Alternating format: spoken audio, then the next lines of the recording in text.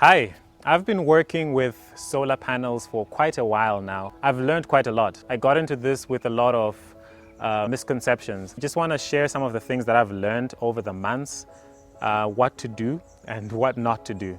The first thing that I'm going to mention, number one, is choosing the right solar panels. Not all solar panels are the same. Getting cheaper solar panels is not just as good as getting the more expensive ones. Shop around, ask around, try and get something with manufacturing certification. Why is this so important? So every solar panel that you get comes with a lifespan of about 25 years. This is where the quality of your panels comes in.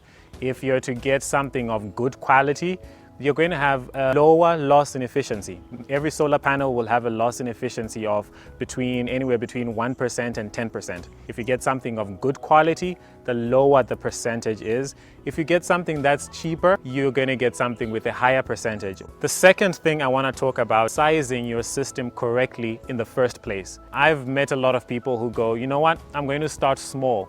And I'm going to buy a few solar panels, and then if I realize I need more water later on, I'm just going to add on to my small system. Try not to do this, because when you get the newer panels, now they have a different power output than the older ones. Especially if you're working with panels in a parallel configuration.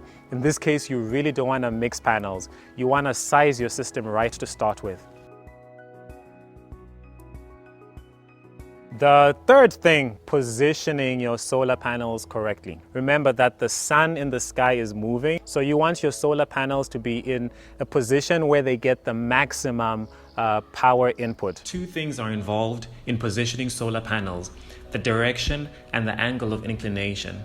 As a rule of thumb, the angle of inclination is the same as the latitude. So at the equator, in theory, the angle of inclination should be parallel to the ground level. That's in theory. But even then, it's still a good idea to put a small inclination so dirt doesn't settle. Second rule of thumb is solar panels face south in the northern hemisphere and north in the southern hemisphere.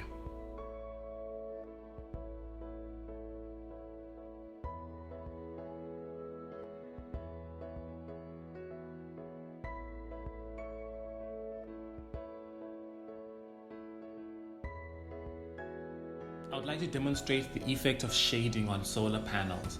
When you shade a panel, it pretty much turns into a resistor. It's not producing anymore. Shading has an effect on the current and therefore the power. How big of a loss? Here I have three pretty large panels in series. They are giving out about 6.6 amps. Now I'm going to shade just a small part of the panel with one hand. While the voltage remains the same, current drops to 6.2 amps, just my palm. And when I take it off, current jumps back to 6.6, 6.7. Same thing happens if I drop my shadow over the panel without even touching it. Just like a tree branch would, you have the same effect, down to 6.2 amps. Shading one panel out of an array connected in series affects your entire system. Less current, less power, less water. Number 4, you want to make sure that your panels are always clean. When you don't keep your panels clean, you're going to lose power output. Over time, especially if you're living in dusty parts, dust starts to settle on the solar panels, you have bird droppings on the solar panels. Clean them with water and soap. After a while, you'll notice that you can lose upwards of 50% in power output because of dirty panels. The fifth thing that I want to mention is securing your solar panels. This is especially important where there's a lot of thieves, where security can be an issue. Remember that in a lot of places, solar panels are still quite expensive.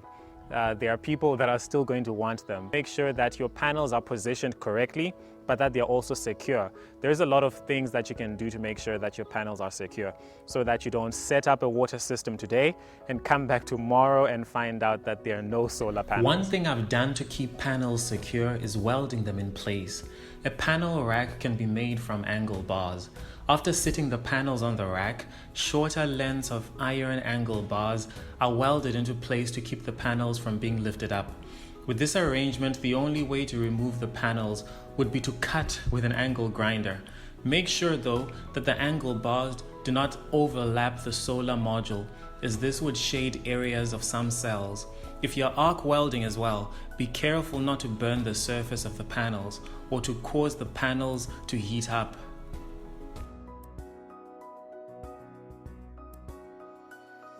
The sixth, you want to make sure that your solar system is well grounded.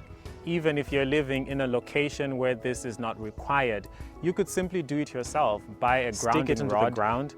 It doesn't take a lot of time, it doesn't cost a lot, and you'll be thankful.